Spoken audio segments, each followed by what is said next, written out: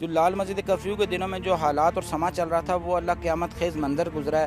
آنکھوں سے آج بھی تصورات آتے ہیں, وہ آوازیں گونجے, بندہ سوچے تو پریشان ہو جاتا ہے. ایسا آپریشن کبھی زندگی میں نہ میں نے وہ آپریشن کے دوران وہ کرفیو دیکھا ہے, نہ کبھی ایسا کرفیو دوبارہ دیکھنے کا اللہ موقع دے. لال مسجد ایسا واقعہ تھا کہ ان 13 روز میں 13,000 بار میں نے سوچا کہ خبر بناتے بناتے کسی بھی وقت میں خود خبر بن سکتی ہوں. خوف و ہراس اتنا زیادہ تھا کہ جب فائرنگ ہوتی تھی تو فائر میں 1 بلٹ 2 بلٹ یا 3 بلٹ کی آواز نہیں ہوتی تھی, ٹک ٹک ٹک ٹک لگاتار آوازیں آتی تھی.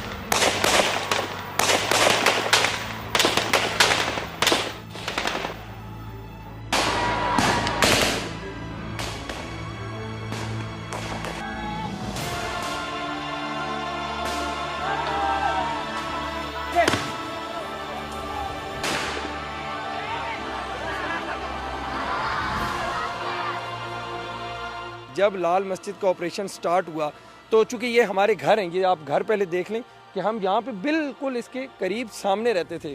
تو جب یہ آپریشن سٹارٹ ہوا اور وہ آنسو گیس کے شیل ہو گئے یا ہم نے جو یہاں پہ فائرنگ سنی, پھر 2 روز تک جو یہاں پہ گیس, پانی, بجلی ہر چیز جو ہے وہ مکمل طور پر منقطع جو ہے وہ کر دی گئی تھی.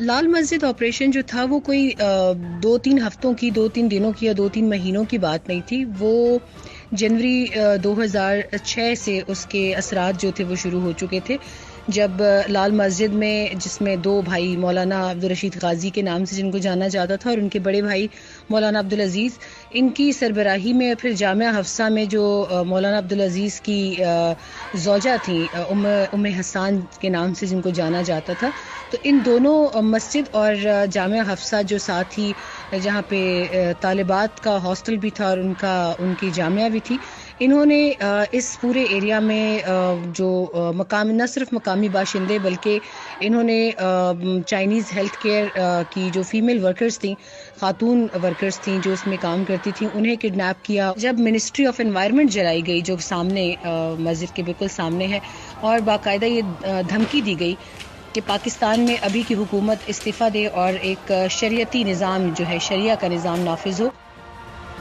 تو وہ پھر شاید ایک ایسا موقع تھا کہ جب حکومت نے بھی صبر کا دامن چھوڑ دیا ہاتھ سے. اگر ہم نے ٹیررزم اور ایکسٹریمزم کنٹرول نہیں کی تو ہماری پاکستان کا فیوچر بہت خطرے میں ہے.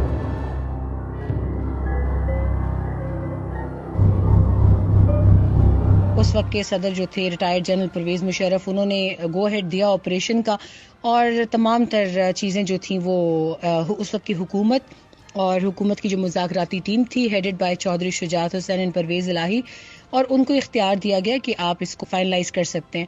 کہ اس نظام کو تبدیل کریں. یہ فرسودہ نظام سارے مسائل کی جڑ ہے, غریبوں کے لیے مسائل ہیں, ہر ایک کے لیے مسائل ہیں. یہاں پر جب تک اسلامی نظام قائم نہیں ہوگا اس وقت تک کوئی یہاں کے مسائل کا حل نہیں ہوگا.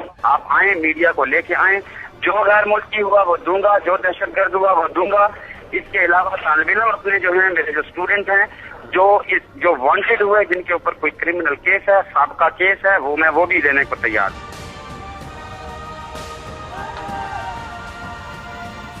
بالکل ساتھ یہ مدرسہ ہے, ساتھ مسجد ہے, اور اتنا خوف و ہراس تھا ان بموں کی آواز کا اور گولیوں کی آواز کا کہ شاید وہ ہم پہ گر رہی ہیں آج. رات کو مغرب کے بعد سے جب وہ گولہ باری شروع ہوتی تھی تو بم اس طرح گرا کرتے تھے جس طریقے سے ایک دفعہ پورے گھر کی کھڑکیاں, دروازے اور وہ گونج سے ہی وہ ہل جاتا تھا سارا علاقہ. آنسو گیس کی میں آپ کو بتا دوں کہ گھر کے اندر یہ پوزیشن ہوتی تھی کہ ہم جو گیلے کپڑے ہیں وہ دروازے کے نیچے رکھتے تھے کہ یہاں سے کسی بھی طریقے سے آنسو گیس کی جو یہ ہوا سی ہے وہ اندر نہ آئے. لیکن اس کے باوجود وہ ہماری آنکھوں کو اتنا تنگ کرتی تھی, اس کی وجہ سے طبیعت خراب رہتی تھی. لیکن آج تک میں نے یہ نہیں سنا کہ کبھی کسی بڑے نے یا کسی نے بتایا کو اس طرح کا کرفیو اسلام آباد میں پہلے کبھی لگا ہو.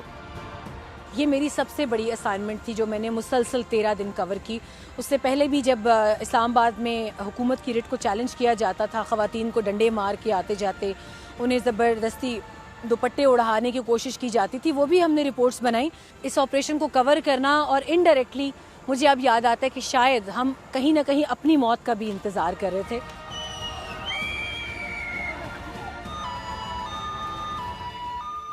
ذہنی کیفیت اب یہ ہے کہ وہ کوشش ہوتی ہے کہ وہ کہتے ہیں کسی اور مسجد میں جا کے نماز پڑھ لی جائے یہاں کی نسبت. اتنا خوف ہے کہ یار کوئی نہ کوئی معاملہ نہ کسی ٹائم پہ بھی ہو جائے.